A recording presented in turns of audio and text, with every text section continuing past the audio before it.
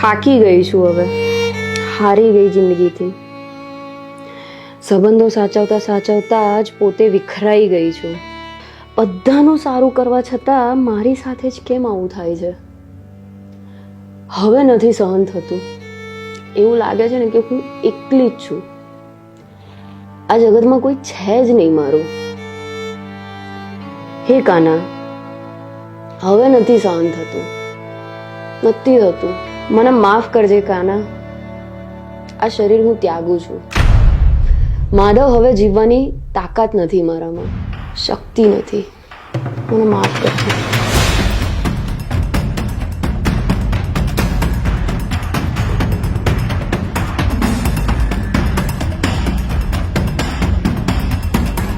હે પ્રભુ, મારા છેલ્લા વંદન સ્વીકાર કરો. અત્યારે કોણ આવ્યું? દીકરી, કઈક ખાવાનું આપને, કઈક ખાવું છે. અરે બાબા, તમે અંદર કેવી રીતે આવ્યા? આમ દરવાજા ખખડાવીને ભીખ થોડી મંગાઈ? દીકરી, બહુ દૂરથી આવ્યો છું, બહુ જ ભૂખ્યો છું. તારા ઘરનો ચાંપો ખુલ્લો જો એટલે આવી ગયો હું અંદર. સારું, અહીંયા રહો, હું તમારા માટે કંઈક લઈ આવું.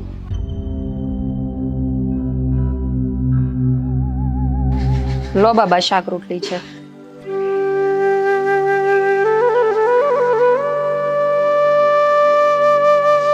દીકરી, બહુ જ સારું કામ કર્યું છે તે આજે. ભગવાન તને હંમેશા ખુશ રાખે. બાબા, આખી જિંદગી મેં સારા કામ કરવાના જ પ્રયત્ન કર્યા છે, પણ લાગે છે ને કે ભગવાને મારા જીવનમાં ખુશી ક્યાંય લખી જ નથી. એવું તને લાગે છે? તો પછી મારા સારા કર્મોના ફળ ક્યાં છે? દીકરી, માણસે બધા જ કામ તેનું ફળ પામવાની ઈચ્છા વગર જ કરવા જોઈએ. કર્મ ફળ ઈશ્વરને સોંપીને જ હંમેશા જીવન આગળ વધારવું જોઈએ. આ બધી તો વાતો છે ખાલી બાબા. ના દીકરી, જે મનુષ્ય કર્મ ફળ ઈશ્વરને સમર્પિત કરીને પોતાનું કર્તવ્ય કર્મ કરે છે એ ઈશ્વરને ખૂબ જ પ્રિય હોય છે. ઘણા લોકો પોતાના જીવનમાં આવતી નાની મોટી ઘટનાઓથી એટલા બધા હલી જાય કે પોતાના જીવનો શરીરનો નાશ કરવાનું વિચારે છે. પણ જીવવાનો કોઈ હેતુ જ ના બચે તો શું કરવાનું? પોતાની જાતને ઈશ્વરને સમર્પિત કરીને એમના પર વિશ્વાસ રાખ, બધું જ સારું થઈ જશે દીકરી. જો કોઈ સૌથી મોટો પાપી હોય અને એ પણ ઈશ્વરના દિવ્ય જ્ઞાનને પ્રાપ્ત કરવાનો પ્રયત્ન કરે ને તો એ પણ દુઃખોના સાગરને પાર કરી લે છે.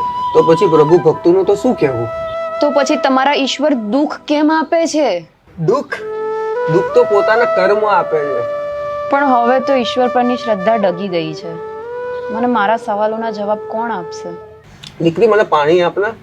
હા બાબા, બેસો, હું લાવું છું. વાત તો સાચી છે.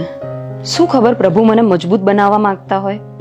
મારા જીવનમાં મારા માટે જે ના સારા સંબંધો હોય એને દૂર કરીને મારું જ ભલું કરતા હોય, એકલતા આપીને મને પ્રભુ ભક્તિમાં વાળવા માંગતા હોય.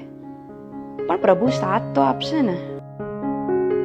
હું બાબાનો આભાર તો માનું, આજે એમના લીધે થઈને મારા મનમાં શાંતિ થઈ ગઈ.